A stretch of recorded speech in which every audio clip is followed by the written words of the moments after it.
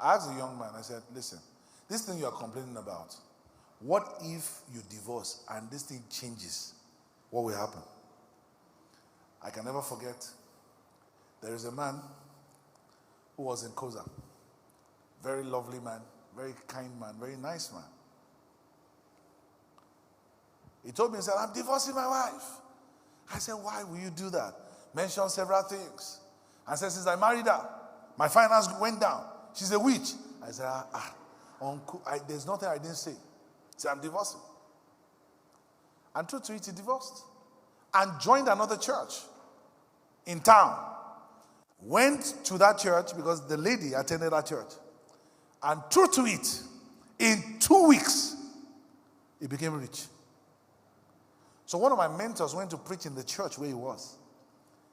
Now, when I got to the church to go and see, I don't want to give perfect description. As I came down from my car, I saw him. He said, Pastor B, can you see me now? He was well dressed. Well dressed, honestly speaking. I was like, what is going on here? His shoes were nice. His tie, nice. He dangled a key in front of his pastor. I just bought the car. I didn't tell you. Just 2 weeks. See what God has done.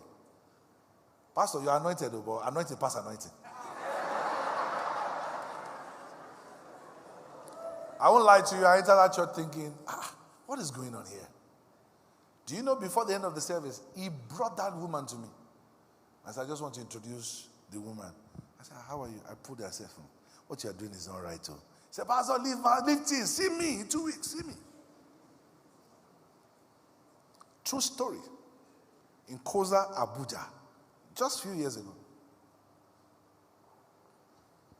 The woman in our church, the real woman, the real wife, was suffering. You see her, she was always sad and everything. One day, I went to greet one of our mentors at the Hilton. As I entered the lobby, I saw him. He's gone back to normal. You're one of those boys that beg money at the Hilton. I said, what happened? He said, Pastor, all of them, they be the same. All of them the same. I said, what happened? Come. He said, Pastor, we're going to talk later. All of them are the same. He left that one too. The one in our church, after a while, God started lifting her. Some months ago, she came to us. Apart from her business increasing, her kids are doing well. She just dedicated a house. She bought a house. So I asked her. I'm telling you a true story. In fact, I'm trying not to talk too much so I don't, describe the person too much. Recently, I told her, I said, come. Your husband. She said, no, Pastor, don't talk about that. I said, your husband. What if he comes to beg? He said, no. So I'm still praying for them. If he had waited, if he had followed God. Are you following what I'm trying to say to you? Now he has moved out of Abuja now to another city. And you know what that means, which means he could not afford here. So he had to move out. Your story will not end sour.